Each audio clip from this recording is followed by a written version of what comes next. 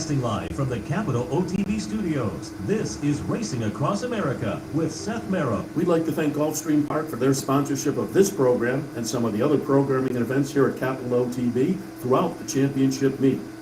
The Gulfstream Park Championship meet runs now through the early April Florida Derby weekend, featuring high-quality racing throughout. Once again, we'd like to thank Gulfstream Park for their sponsorship.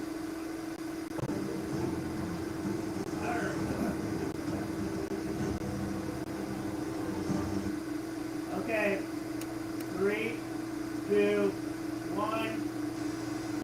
Good morning and welcome to Racing Across America. I am Seth Merrow, and we're here on this Sunday morning as usual doing a little recap action. We'll take a look back at some of the nice stakes action from yesterday, and we shall also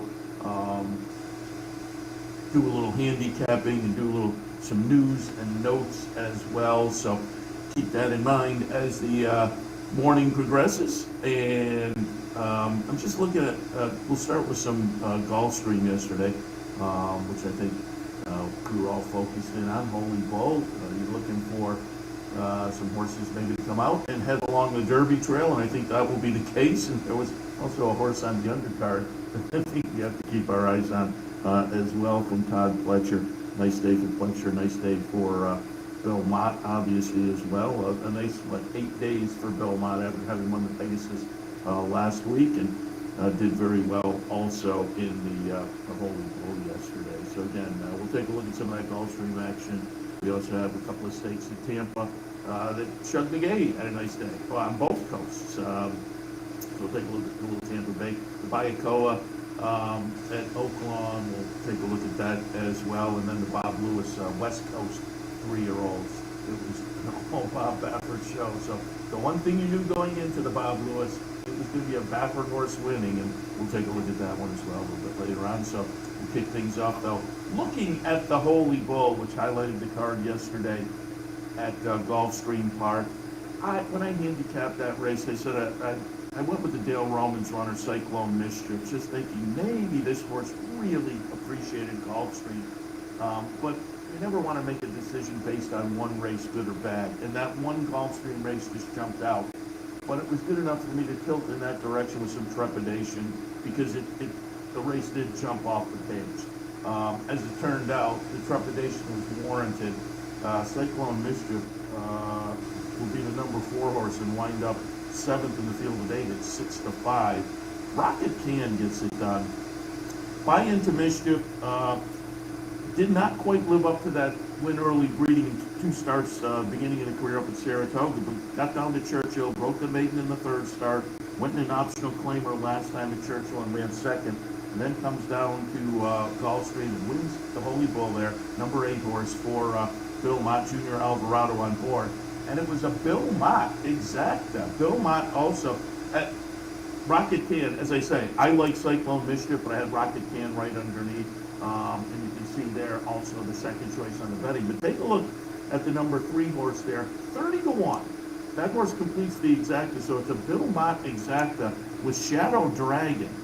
Jose Ortiz on board that one. New York bred, so a nice performance by a New York bred who had broken the maiden in September at the Belmont at Aqueduct meet, going against stake bred maiden specials, and then they tried the Sleepy Hollow.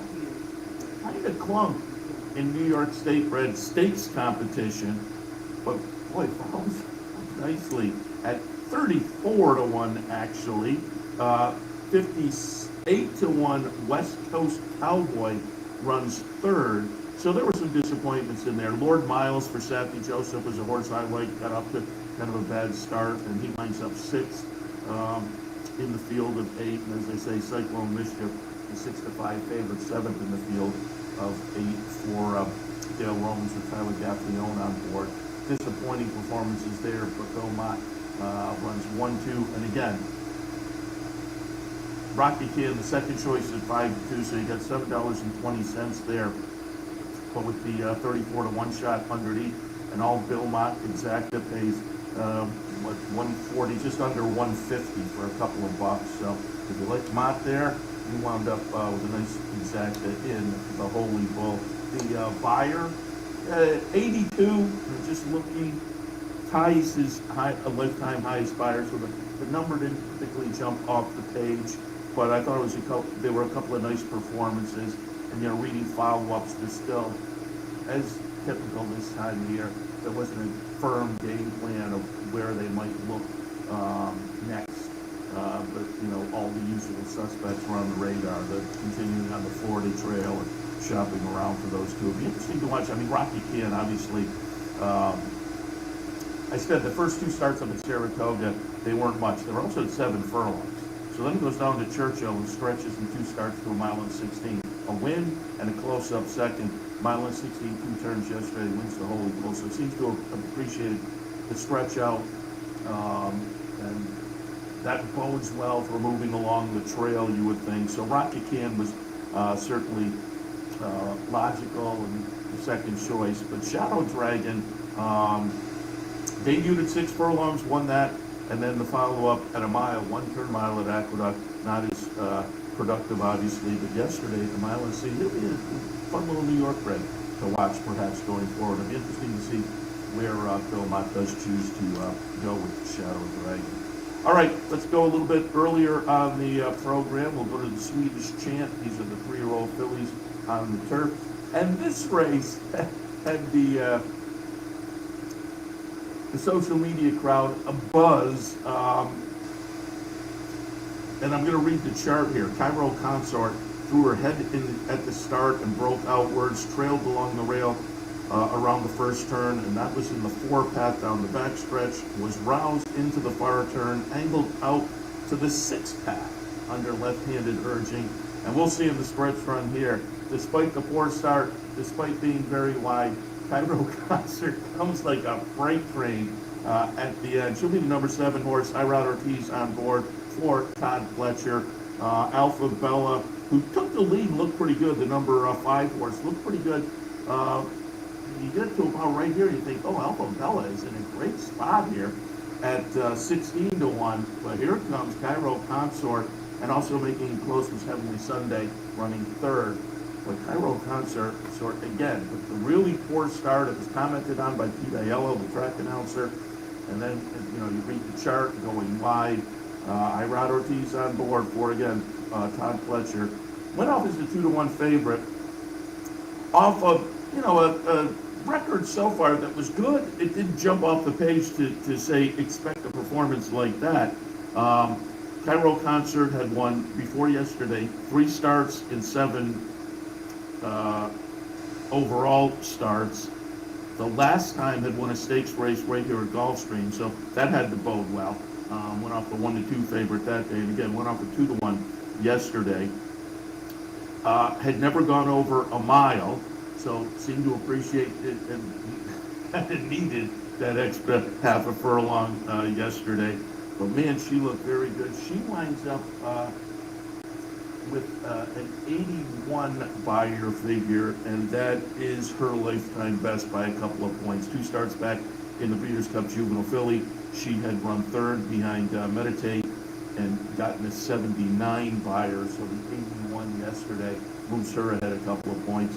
But boy, you'd have to think that Todd Fletcher, Michael Foley and company have a nice little 3-year-old turf filly to play around with as the year progresses. And I always talk about the 3-year-old males on the turf, but there are similar opportunities out there for the 3-year-old fillies typically as well. And the 3-year-old males on the turf are fun because it starts early in the year, and we had an example of it on this card, and almost every racing venue has some kind of stakes action for the 3-year-old males on the turf, including the National Museum of Racing right up here at Saratoga and whatnot. But there are comparable races out there for the 3-year-old fillies on the turf as well. So keep your eyes on Cairo Consort on that trail going forward, because again, as I said, Twitter was immediately abuzz on quite a remarkable performance in the Swedish Chant yesterday. The forward gap. We're looking at the 3-year-old fillies sprinting on the dirt. I used undervalued asset who was stepping out of a debut maiden win back in November for Chad Brown and Klarovich. I thought it was good enough to think, she deserves the shot in this grade 3 company. Second spot I used Atomically, who had started the career pretty impressively down at Gulfstream, and then they tried the Breeders' Cup Juvenile Filly and clunked a little bit there. I thought she might be interesting getting back to Gulfstream. And then Red Carpet Ready for Rusty Arnold, 2 for 2, including his little stakes at Churchill. 6 furlongs, 6.5. Now she was stretching out to the 7, so Red Carpet Ready was also playable to me. I had those 3 in that order. They came out a little, juggled up a little bit differently. Red Carpet Ready runs her record to 3 for 3 under Luis Saez. Gets it done pretty easily. The chart margin here is up over 2 lengths. These 3 were pretty close in odds. The favorite was number 3, Atomically. You can see that one coming and will be, a fairly well-beaten third. Second was Undervalued Asset from Chad and Klarovich. But again, they're a couple lengths back. Undervalued Asset is a length ahead of Atomically. And as they say, odds-wise, they're all pretty close. Atomically went off at 2 to 1, as did Red Carpet Ready. But Atomically was the slate favorite, and at 5 to 2, Undervalued Asset. So the betting public was right where I was, and right pretty much where it was coming under the wire as well. But Red Carpet Ready now 3 for 3. And again, you have to wonder what will be the game plan for horses like this, because, Kentucky Oaks and the siren call, as they said yesterday, the Kentucky Oaks and the Kentucky Derby makes connections, takes shots with what might be more bona fide sprinters. But I said it yesterday about Super Chow. It seems like they've figured out and they're committed to sprinting. We'll see what happens with Red Carpet Ready with only the 3 races so far. And this was a little bit of a stretch out to 7 furlongs. We'll see if they stretch out and give it a try going forward. Our Undervalued Asset, clearly second, over a couple lengths back, so wasn't challenging the winner. But being only the second start of the career, probably going to be a nice little 3-year-old filly during the year for Chad and Klarovich. And Atomically, again, she had started the career really nicely down at Gulfstream. I thought the 3rd place finish yesterday with a nice rebound off of a little bit of a dull performance in the Breeders' Cup Juvenile Filly. We'll see if they do her going forward as well. But Red Carpet Ready, now 3 for 3. And she, buyer-wise, 87. Solid buyer, clearly the best of hers. She had started with a maiden breaker in the debut at a 68 buyer, then in the little stake last time at Churchill, a 78, and yesterday at 87. So she's progressing quite nicely. Red Carpet Ready in the forward down. A little bit earlier it was the Kitten's Joy, as I alluded to earlier. 3-year-olds on the turf, that subdivision. I do like quite a bit. I put Candidate on top. Candidate had been 3 for 4, and those 3 wins were since switching to the turf. That included the Danube Beach last time on the front end. Candidate not on the front end yesterday. It was due in Colorado for Todd Pletcher, making most of the early fractions at 10 to 1. Dude in Colorado's the 6th. Candidate is the number 1 and gets right up there to look to go by, but with the momentum on the outside, the other Pletcher, Major Dude, what's the favorite at 4 to 5? Under? I rather Ortiz. Who else will catch me? So Major Dude gets it done. I rather Ortiz, Todd Pletcher, Spendthrift, Candidate, who was going out for Arnaud Delacour with that really nice record. Winds up second, length and a half back of the winner, and neck in front of Dude in Colorado, the other Pletcher runner in there. Suzak, the Euro import for Graham Motion, I thought would be a little bit interesting. That one winds up 5th in the field of 8. But the 2 logicals, the favorite and the second favorite, run 1-2 in here with Major Duke getting it done. Had run second behind Candidate in the Danube Beach in the last start. So now improves on that, improves the record to 3 for 7.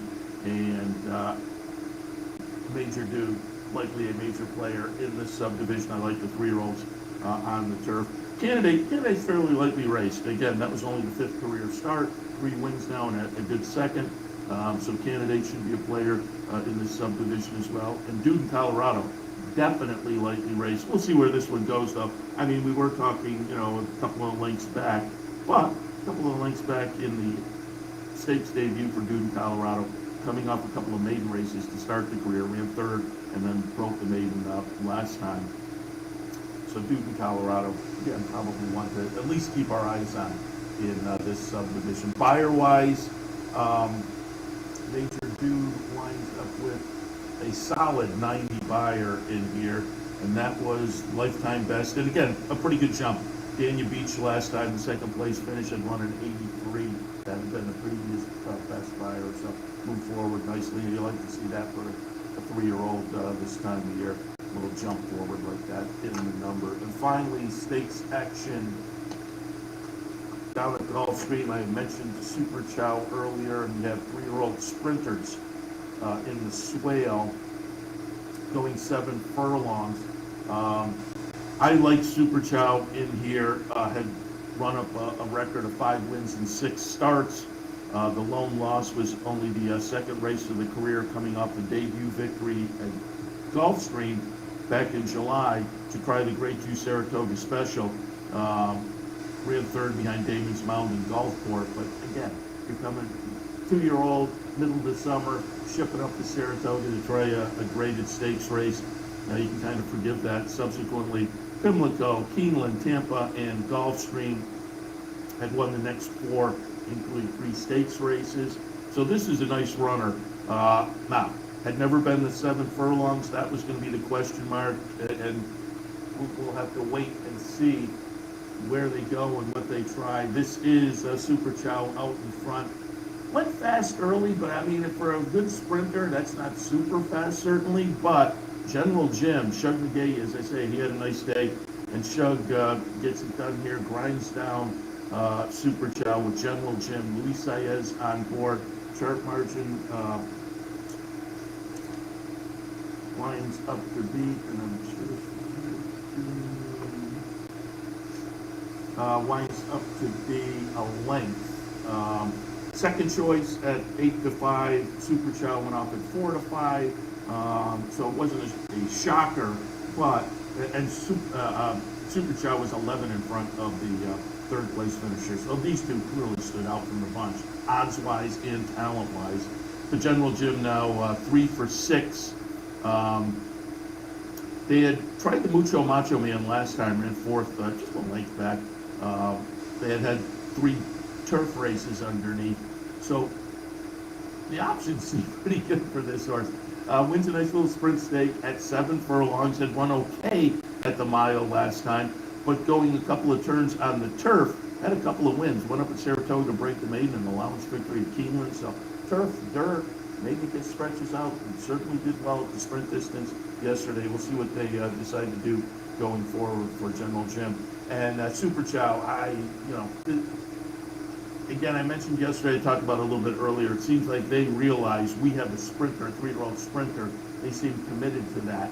And after the 7 furlongs yesterday, will they look more for the 6? I've one race. I wouldn't expect them to shy away from the 7 if that opportunity presents itself at a proper venue and level. But again, looking at the resume so far, I think they have at least decided we have a nice 3-year-old sprinter, and that's going to be the game plan for them. General Jim on Super Chow. The General Jim, on the other hand, they got some interesting options. They're quite interesting to see where they go with that.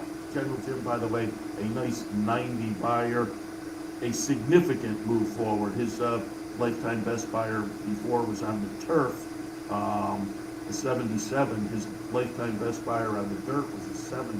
So bags forward 90 points buyer-wise yesterday, General Jim in the swale. I mentioned earlier there was another 3-year-old on the card. I didn't pull up the replay, but in an allowance optional claimer yesterday, the 8th race at Gulfstream, you can take a look at for that yourself. Habit Trice, 8-length winner for Todd Fletcher, in what I believe was only the 3rd career start. Tapit Trice debuted at Aqueduct back in November, ran 3rd. Subsequently at Aqueduct, broke the maiden in the second career start. And I think Todd Fletcher, I read my colleague on Sunday morning's up in Saratoga, Steve Dick, I read on his Twitter feed that Todd Fletcher had said if this optional claimer didn't go, they would put this one in the Holy Bull. That might have been fun to see because Tapit Trice, there you go, thank you, Dino. Tapit Trice is the number one horse here. And beating the other Fletcher, Sesterkin, who was actually the favorite at 4 to 5. Tapit Trice went up at 6 to 5. And watch him widen the margin here. That's the 8th pole they just went by. From the 8th pole on, yikes, the chart margin winds up to be 8 lengths. And I have not seen a buyer. Let's see if maybe I can pull one up here to see if one was flowing out on Twitter. Let me just do a quick little search. The 92. A 92 buyer yesterday for Tapit Trice. So of the stakes runners I talked about earlier, Tapit Trice has the best buyer of that whole bunch we talked about with a 92. So and Fletcher after the race said that stakes company for this one next. So again, the undercard may have produced the 3-year-old yesterday worth looking forward to. Keep it in mind, Tapit Trice at Gulfstream yesterday. All right, let's move on and take a look at some of the other stakes action. We'll go to the other coast of Florida, where they had a couple of nice stakes races on their card as well. The Tampa Bay yesterday on the grass for 4-year-olds and up. I like Win From Within. I thought that horse might offer a little bit of value. We were looking at on the morning line 6 to 1. Eventually went down to 7 to 2. I thought that horse was a little bit intriguing though. I had that one on top. I had Emmanuel in the second spot. Emmanuel, you might remember, started the career very promising for Todd Fletcher. Broke the maiden in the career debut in December of 2021. Then came over to Tampa and tried optional claiming company and won convincingly. So 2 very good starts. They got ambitious, ran 4th in the Fountain of Youth, ran 3rd behind Zandon in the Bluegrass. Then they moved over to the turf, tried the Benign Ridge at Belmont, and they won that. And then onto the Saratoga Derby, and that was a dud, and the horse has been off since that August start. So there's all kinds of promise, turf, dirt, but then a long layoff. How would Emmanuel do? Again, I like Win From Within. Win From Within here will be the number 4 horse. Emmanuel will be the number 6 horse. How will he do on the comeback? Very well. Emmanuel, with Javier Castellano coming cross-state for the ride, gets it done with a chart margin of just under 2 lengths. Win From Within, the number 4, does run second by a neck. Golden Alchemist runs 3rd over Verbal. But, again, a nice performance here at 6 to 1. They let this one get away, which I found astounding. I mean, it's Todd Fletcher, Javier over for the ride. 6 to 1, you got $14. Win From Within, who I like, at 7 to 2, runs second. And again, if you were following along on the day, I had kind of a funny day yesterday with second choices winning. But not only that, reverse exactas. The 5th race in Gulfstream yesterday, reverse exacta. My top 2 in reverse order was $107. And this race with my top 2 reverse. And how did the Fletcher horse get away at those odds? Reverse order though for the top 2, $107 there. So if you're tuning in yesterday and doing a little box, and not a deep box particularly, there was some opportunities yesterday. If you were following along the one sheet or here on the network, but that was a nice one because just on the win end, Emmanuel is a horse that had enough talent that, the question was the layoff, how would the horse do in the comeback, coming back in a little stakes race, but boy, that kind of a price on Todd Fletcher runner with that question mark, you were getting a little bit of value. Earlier on the card, it was the Endeavor, also on the grass. This one for the Phillies Mares, 4-year-olds and up. And in here, I like market segmentation. It was Chad Brown and Klarovich. Surprisingly, I had down in the 3rd spot, and in the 2nd spot, I had Scottish Star. So it was another one where I had things juggled up, and the betting public was right there too. Market segmentation, of course, I like was the 6-5 favorite. Scottish Star was 3-1, and surprisingly was 7-2. And you can see it's a nice duel here between surprisingly and market segmentation, or between Scottish Star and market segmentation, with that nice late run from surprisingly under Paco Lopez, who came up, had all the momentum obviously late, went by the other two. It was only the sixth career start. It was only the seventh career start. It was 3 for 6 before, so now 4 for 7. Coming out of a second in the Tropical Park Oats, which was taken off the turf and put on the synthetic over at Gulfstream. That started her 4-year-old season. But again, with a stakes victory over at Gulfstream and a nice little stakes victory over here. And again, you wound up with $9.40. A couple of logical players. You got a $40 exactly. You got an $88 try with horses that absolutely look logical, and again, probably fun to watch going forward. With market segmentation, that one, this was only the 4th career start. It was the stakes debut, so put on 3rd in there, less than a length away. That was pretty good. Showed some guts in the lane to have that duel. So market segmentation, I think, definitely worth watching going forward. Scottish Star, a little more experienced. That was the 9th career start, but that was a nice gutsy performance. That is a 6-year-old.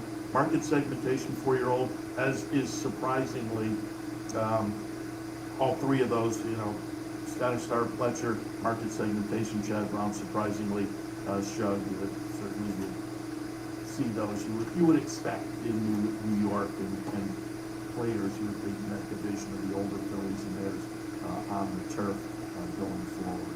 Like I said, Saratoga probably is very possible for all of those going forward, and worth watching a little bit. All right, let's go down to Oaklawn on the Saturday afternoon card. Their highlight yesterday was the Bayakoa. Fillies and Mares going 1.16 miles. I had number 7, Lovely Ride, on top. Lovely Ride for Robertina Diodoro had a couple of starts already at the Oaklawn meet. Back in the middle of December, early in December, beginning of the meet, the Mistletoe had won that on the front end, followed it up on January 7th, winning the Pippin on the front end, so 2 for 2 stakes action. The Pippin was at the same 1.16 miles, so I thought, right, why not right back for Lovely Ride. Lovely Ride did take the lead and led them most of the way, but a Mulray for Brad Cox gets the momentum in the lane, and actually went up as the 2-1 favorite. Lovely Ride was the 3rd choice at 5-2. There were 3 horses at 5-2, as you can see. And Lovely Ride was the actual on the money, was actually the 3rd choice.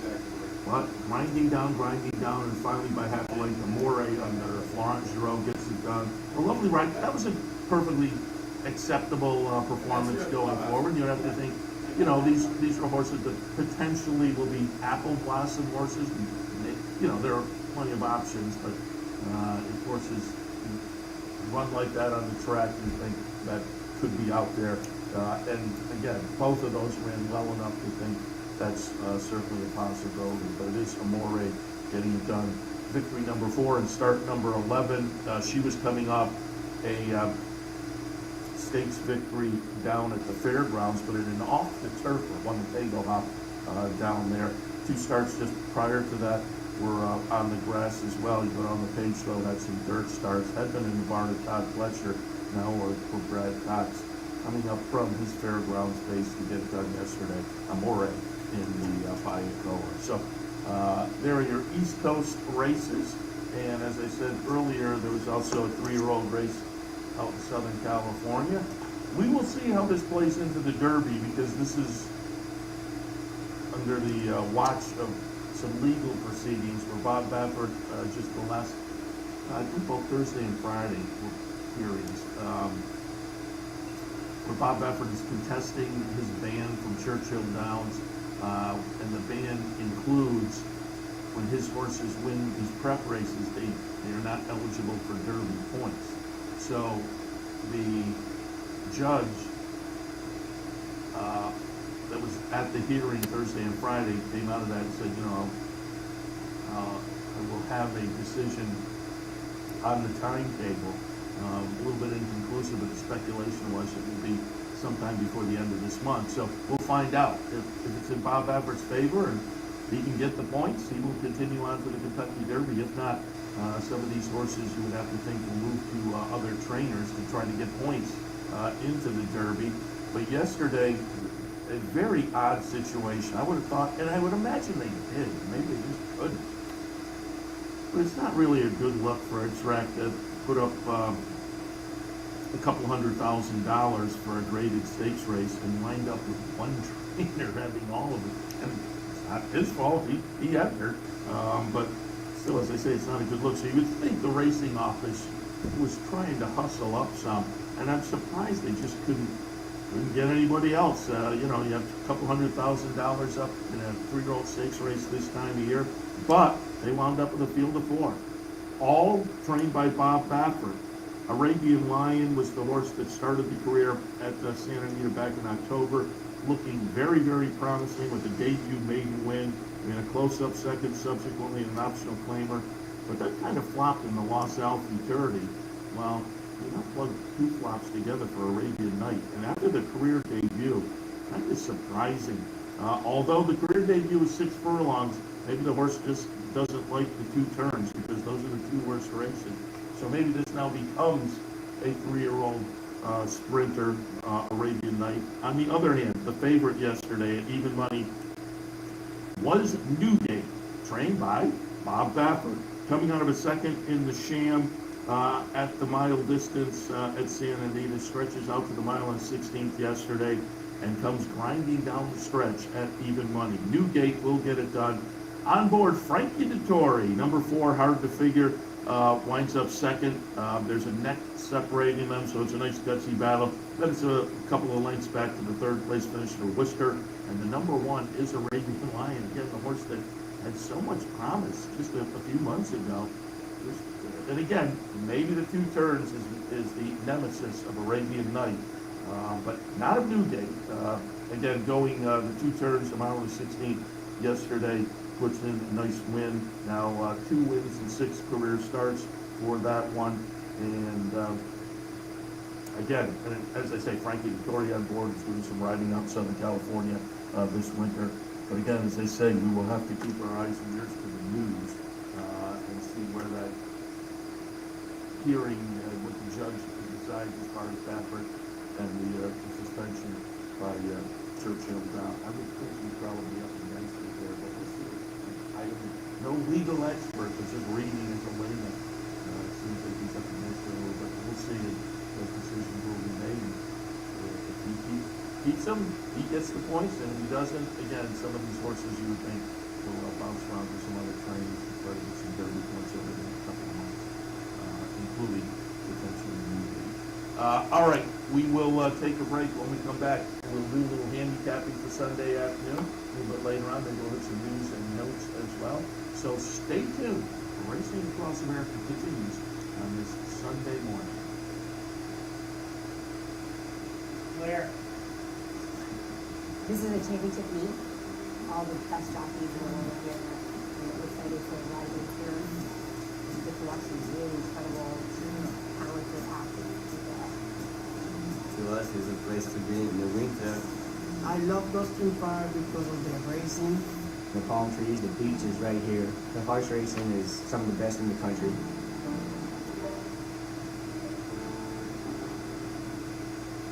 One minute. Capital OTB is now streaming live on Roku. The RTN Racing channel on Roku lets you watch OTB TV live through your Roku device or your Amazon Fire Stick, rather than being limited to computers and mobile devices, which means you can now watch OTB live wherever you are. Simply open Roku, scroll to find the RTN channel, then click on OTB TV. OTB TV on Roku. Try it now. No matter where in the world you are, the excitement of wagering on horse racing is just a click away. You'll get live streaming, past performances, race replays, our virtual tote board, analysis and selections from professional handicappers, a simple, safe, and secure wagering platform, and best of all, you get track prices. CapitalOTBBet.com. Bet any place, anytime at CapitalOTBBet.com. And be sure to download our new mobile app from the iTunes Store or Google Play. One. Welcome back to Racing Across America on this Sunday morning. A little more comfortable in the upstate region than it was yesterday. As I drove in yesterday, my dashboard thermometer minus 13. Today it was in the 20s. And I think it was going to be potentially 40s today through the rest of the week. So that's very good. I can see I'm a couple of degrees. I have a thermometer on my clock in the studio here. You see I'm a couple of degrees warmer. Yesterday was 60 degrees in the studio. I was on my toes all day long, so that was a bonus to them. But today, a little bit warmer, and that means a return to action in New York, because with the crazy Arctic cold and some wind, Aqueduct was on the sidelines for Friday and yesterday, Saturday, but they returned today. I'll take a quick look at the late pick 5 sequence. Again, not going to put a ticket together. I just pulled up and Evie Sterling had tweeted out the scratches for today, and in this pick 5 sequence, there's only a couple. But again, not having the scratches until a moment ago, not putting the ticket together or anything, but just giving you an idea on this sequence. It starts in the 6th race this afternoon, and there is a scratch in the 6th. The number 3, John's Protege, is out. You can make that change in the 6th race. I have a 2, 6, and 1 out of sight on top. Kind of obvious here. I mean, we're looking at the morning line favorite. But it's one of those where, you know, the horse broke through the gate last time, just ran poorly. I'm going to draw a line through that one. They don't change from the 10-pound apprentice. Given the situation, it wasn't her fault, but they do change back to Manny Franco, so I think that's going to be a bonus. But more importantly, step out of the starter allowance company into a conditional claimer. So the class move and the various scenario situations make that one logical to me. Braggio, good second place finish last time in very similar company, and I think that says this horse will be a player again today. And John's Electric Ride, nice win to break the maiden last time. Claimed out of that race, claimed away from Rudy Rodriguez. Will Bob Caceres move this one forward? I don't know. We also see that it was a claim back in May, and I've said it many times in similar situations. You know, say, hey, let's jump in for a 25 maiden claimer in May. Let's get the horse back to the racing in February. So there was clearly some notable issues here, and the workouts aren't saying anything one way or the other.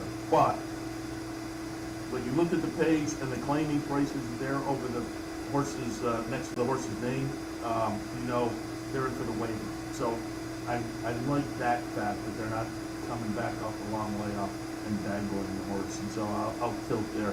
To me, it's probably the top 2, though. They're a little more playable in that pick 5. But we'll see. 2, 6, and 1 for me. Hitting 6. 7th race today. I am seeing no scratches at this point. I have 6, 2, 3, and 5. I'll put Sheriff Bianco on top. Just in really good form for Linda Rice.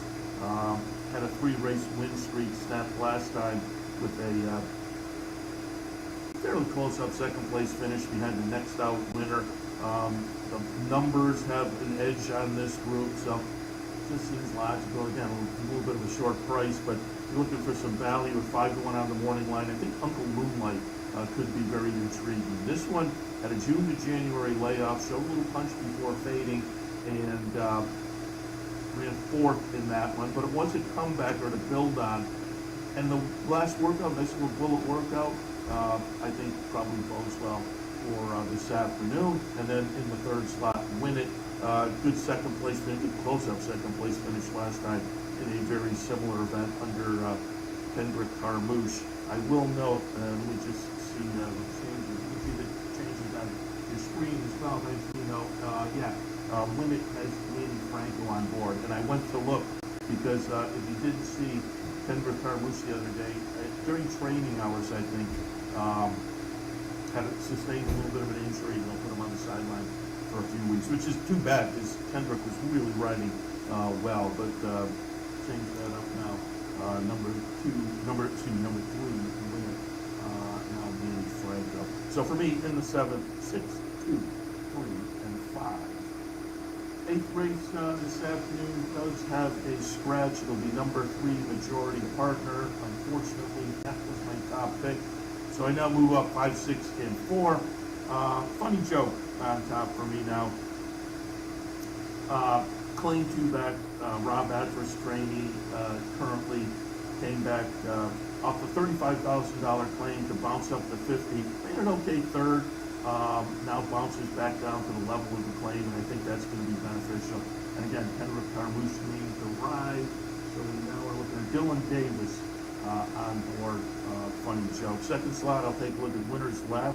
Ooh, I just noticed that. That may be a good exact punch play. Funny joke in Winner's Lap. But steps out of the state-bred optional claiming company into an open conditional claimer. I like the class move here. The last was off a long layoff, so maybe builds up some fitness. That'll be a benefit as well. 6-1 on the morning line. To get a little bit of a price, Winner's Lap is worth a look. And then in the third spot, number 4, One Whirlwind Ride. Moves out of the barn of a Rob Adverse, but also moves down the class ladder a little bit off, certainly the latest, and ran a conditional claim or 2 back in 1. So you would think the class move would be something that this horse, you can hang your hat on a little bit if you're going to tilt in that direction. In the 8th at Aquila, 5, 6, and 4. Race number 9 today, no scratches. 9th race at Aquila today, state bred. Allowance runners going 6.5. I have it 1, 6, 2, and 4. The Husky Island on top. Limited starts in the second half of the year, and that concerns me a little bit, but does get to string a couple together here. The last race was on the 8th of January, then before that October, then before that the end of July. So again, as I say, there have been some stops and starts. There was a voided claim in there. The last race off the voided claim, the horse had a little bit of trouble and ran well enough to think the horse is going to be okay. And again, that voided claim 3-back, they've come back in allowance company, so they haven't dangled the horse since then. 5-1 on the morning line, I think the horse is playable in here. My man Matty, a couple of starts so far, a couple of pretty good efforts. Second in debut, and then a nice win last time. Obviously, this is a little bit of a tougher ask, but I think it's very possible this horse will be a solid fit. Tin Pan Alley, again, another horse with some fits and starts here. August debut of 2021, then March of last year, then May of last year. But it's Chad Brown and Peter Brandt. Somebody can have him ready off the layoff. It's Chad. And then Todd has Golden Code. I didn't know what to do with this one. Showed a little promise as a New York bred early in the career, end of 2021, beginning of 2022. To the point where they ran into Gotham and ran third behind Morello. And then they tried the Wood Memorial and just were way back behind Lodonigo. Off since then, so again, I didn't know what to do with Golden Code. Eventually put that one down the bottom spot. I'm intrigued to see what that one does today. In the 9th at Aquila, 1, 6, 2, and 5. Moving on to the finale. 2, 1, 5, and 7.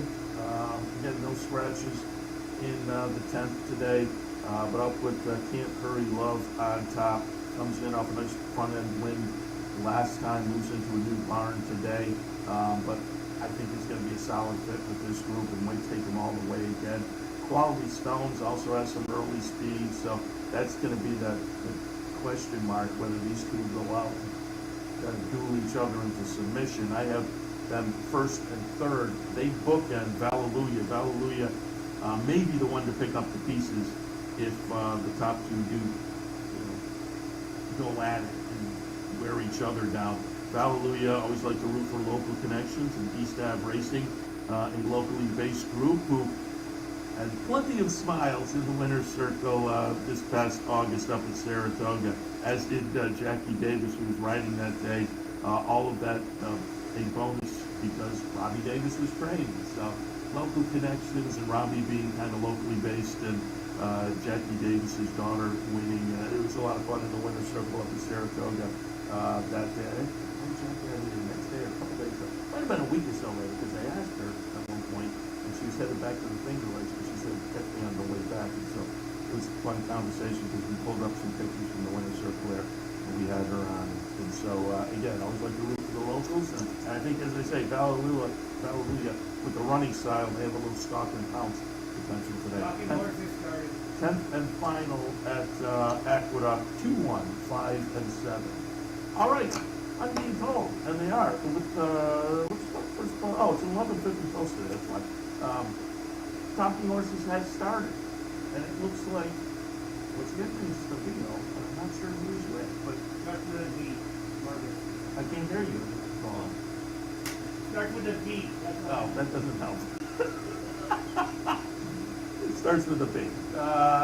But we'll send it there. I didn't realize they were going to kick off early, and I just had another segment in on some news and some notes, and there was nothing earth-shattering in that segment. So this works out perfectly. We did a little review from yesterday, a little preview from today, and I'll wrap it up and get you down the pregame at Aqueduct, because again, they have an 11:50 post time today, so an early start on their pregame show. So Seth Merrow and Racing Across America on this Sunday morning. Again, a little bit warmer here, and that means some racing in New York as well. Glad to have them back in action, and we'll send it down to the big day for a look at the Sunday afternoon cars from the New York Racing Association folks. I'll wrap it up and be back in probably, given the early post at Aqueduct, a little less than an hour to talk Sunday afternoon action on OTB Live. Looking forward to it. Hopefully you are too. I'll see you then.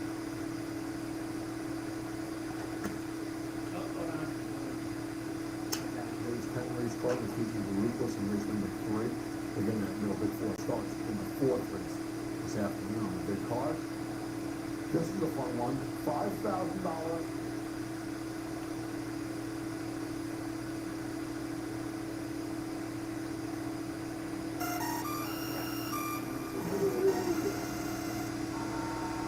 Come on.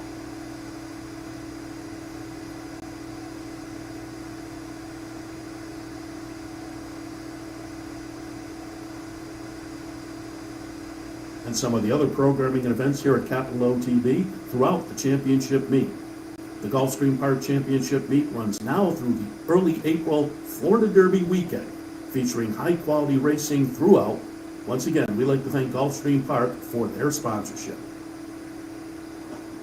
You're watching OTB TV, a service of Capital Off-Track Betting.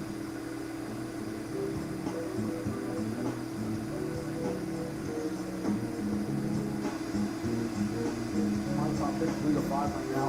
All the totals will go back to the Everton Light with a solid one that day. Paul, you see her passing the quarter pole along the inside. I would like to present to Counselor that this filly was never really comfortable. She never left the iron that day. I don't think she was comfortable down there. I talked to her